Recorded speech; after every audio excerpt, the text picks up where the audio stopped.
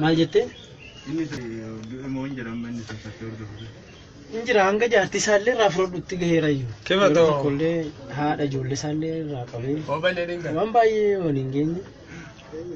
Kiyya baneedin. Garuu inni dhumarratti. Ishi kanaan booda kaan keessa maaltu galchee? Kam?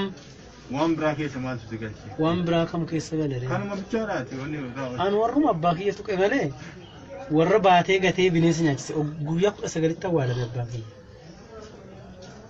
Guyyaa caakkatti gataniiti bineensi nyaatee mataa qofaan beekamee achi du'eellee erga du'eellee bineensa nyaate. Warra baatee caakkatti gateessanis akkuma ajjeesanitti hin fudhadhaa. Jarri fira tokko walitti.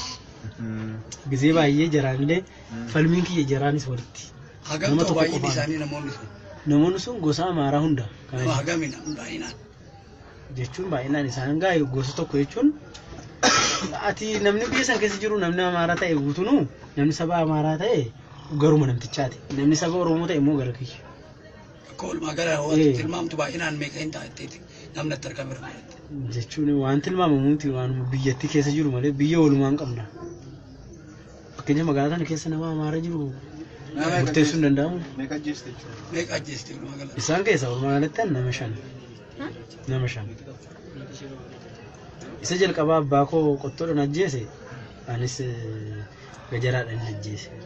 Isa kilaashii baatee katamaa keessa deemuun argadde. Achiin dhaheen kufee kilaashiillee fudhannee hin deemne. Inni sin du'e. Gabsa meeshaa harka qabdaayyuu? Hin qabu. Hin qabu. Baangaa bichaan qaba. Billaa guddaa kanan qaba. Eessa jechuudha beenyarra? Isumaanin haana irratti dhahee achumaan dhahee kuffisee hin deemne. Garuu kuttee dhiistee iyyuu namni si booda si barbaadu iyyuu. Injiru iyyuu inni ergasii ilma eessuma kiyyaana jalaa ajjechisee malee. Gurbattii takka ajjeeste.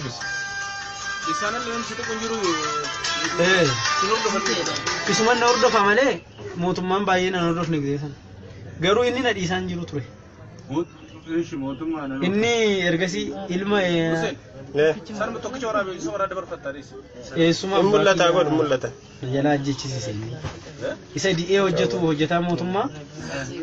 Mucaa hojjetaa mootummaa ta'e namtichi nama badaadha beekee.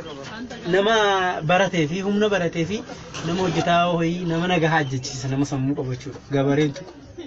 Ollaa isaatu ni jiran firoottan kiyyan tuqu. Achi deemee isa fagoo jiru isa di'ee hojjetu tokko waa'ee lafaa irratti.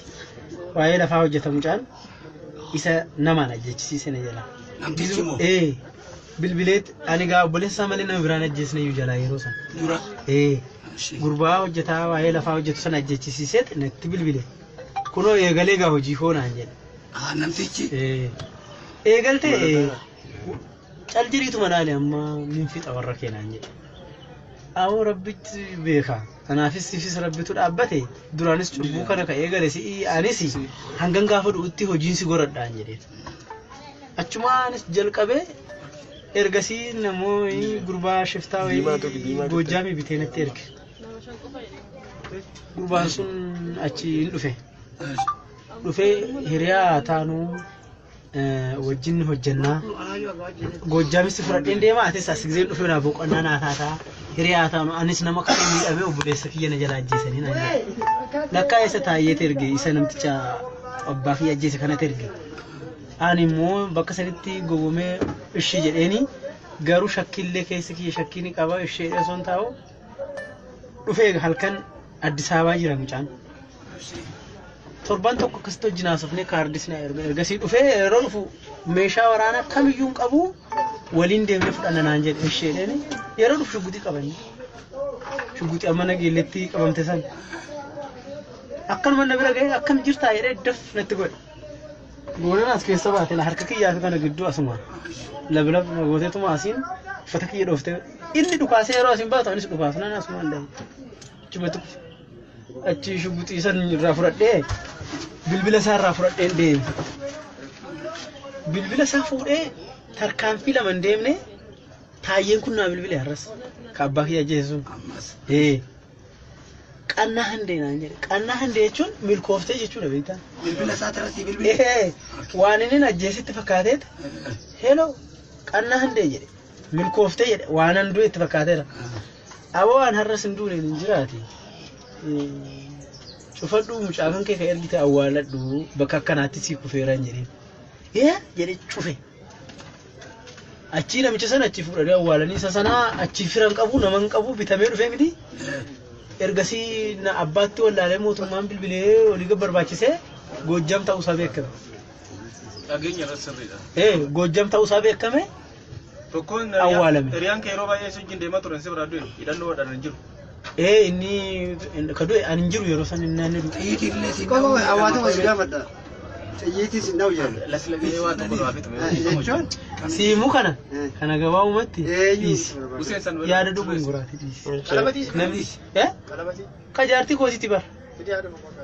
Waan takka waan akkasiin jiru obboleessa. Asirraa naaf qalabatiini jaartii kootiif bittee naa kennaan akka yaadannootti godhadhe malee abboo namni rasaasa hin dhoofne hin jiru. Ani warruma nan dhahu jedhu sana osoo arge niin dhaha rasaasa kennanii irraan deebi'u dhugaasin.